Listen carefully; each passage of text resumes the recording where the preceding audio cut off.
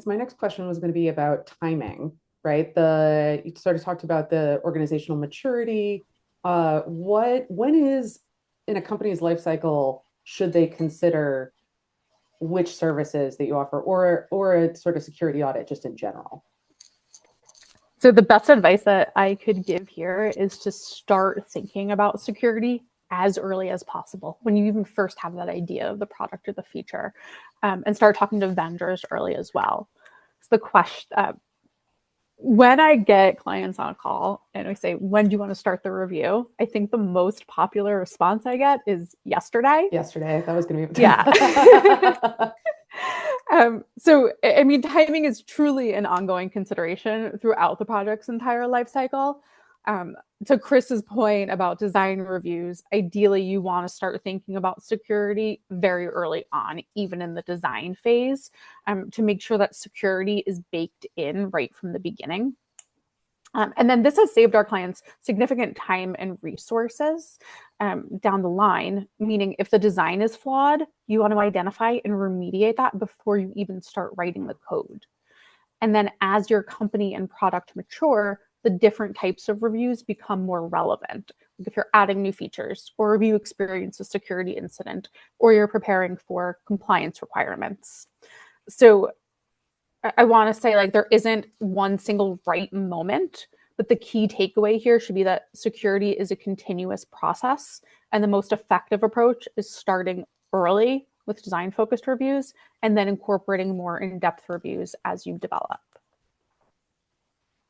Wonderful. Chris, did you want to add anything to the nuts and bolts or nitty-gritty about timing?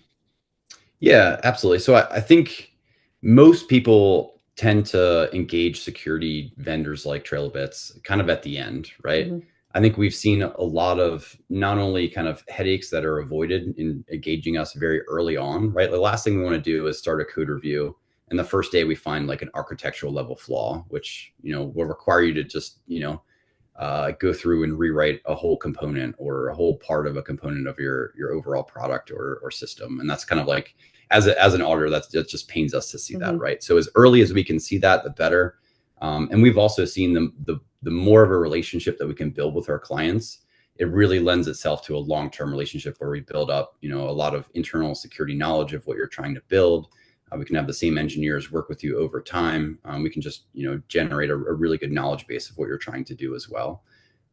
So, the overall cost to our clients is typically ends up being about the same. Whether you engage us early or not, it's just that steady trickle of just security expertise throughout the entire cycle that we've seen, a really good output on from an impact perspective. I would say a lot of what we do from a TrailBits perspective is really try to apply our services really effectively where you're at in your development lifecycle. So if you're very, very early, even before you've written, a single line of code, we can help you either do the designing with you in a collaborative fashion, or we can evaluate the design that you have from a formal perspective to help you understand trade-offs. Is the design from a very early standpoint, is it, foundationally secure? We really try to help our clients minimize the costly redesign and re-architecture kind of later on that we see quite frequently. Threat models, I think, are something that we do throughout the entire client lifecycle. Typically we tell our clients to have a really good solidified design to make that really effective. We can ask kind of really good questions. We can kind of poke holes in the design and then go into more operational level considerations and concerns and risks, and proactively do some testing and identifying vulnerabilities around the design and the process and data flows and attack paths and things like that. So, I mean, threat models to us really help inform, really understanding high level risks and really, understanding where we should take that deep dive and that deep look into different areas. Secure code reviews obviously need to have code written. That's always helpful. But there's always a question of how mature that code needs to be. I think in terms of the timing, we get that question a lot. So I would say, we get a lot of clients that have some POC code that we'll look at just to validate some security and efficacy of that code base itself. Oftentimes it's kind of, they're bringing in a third-party vendor to review the code right before they go live, right? Kind of one last check after their own internal security teams have looked at it. But as long as you have most of the code base, relatively done, a lot of the security features, built in, the main features as well from a functionality perspective, that's typically when we come in and do, code reviews themselves.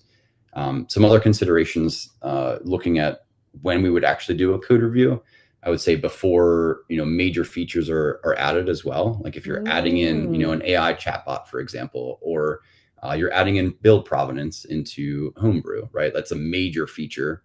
Involves some cryptography and some things that are adding in additional functionality that kind of touches a bunch of different components or areas of the code base. That's a perfect time for a third-party vendor to come in and assess how that, added feature impacts the security posture of the surrounding code base and the system itself. Obviously, another one, after you've experienced a security incident, there's a lot of incident Probably the response most firms painful, but it's, yeah. of course, it's painful. Yeah. Yeah, for sure. But there's a lot of incident response firms that'll come in and they'll help you kind of plug the holes and make sure that you're not exfiltrating any more data, everything's segmented, and you've kind of stopped the leak. Typically, we come in after that to answer the question of like, okay, what's next? How do I prevent that from happening again?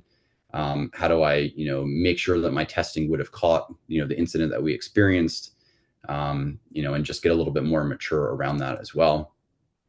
Another one is really trying to prepare for compliance or regulatory requirements as well. We've been kind of seeing that more and more in the cryptocurrency and blockchain space, especially with some institutional adoption of stable coins and some other things. But there's always going to be regulatory requirements. A lot of our clients have their own clients that are asking for regulatory requirements as well. Oftentimes, just our reports kind of satisfy most of them, just to make sure that we're doing static analysis and dynamic testing and some more advanced fuzzing and things like that. But really to have a third party attest the fact that their security is sound and they're doing the right things has been really important as well. And then even clients that are relatively new companies that are really starting very early on in their security journey, especially if they're dealing with very sensitive data. They're applications of high consequence, whether it's satellite communications or healthcare systems, anything in blockchain right now, obviously, because it's dealing with real money and funds and assets. But we can do things like rapid risk assessments that are very early on, just so we can give them really, really early feedback, hopefully at a very low cost, and just kind of get in there and just kind of help them understand security as they build into where they're becoming a little bit more mature that way. So, overall, early and continuous is kind of what we tell our clients as well. Security to us is never completely done. You're always adding features, and therefore you always need to secure them. So the earlier that we see clients coming to us, I think the more mature they are at the end of their development life cycle, and then also as they add new features. I think those are what I'd mostly convey in terms of timing. Yeah, the continuous is very interesting. So it sounds like it's a very consultative relationship that you build that's long term, which I imagine so when you're dealing with such sensitive information.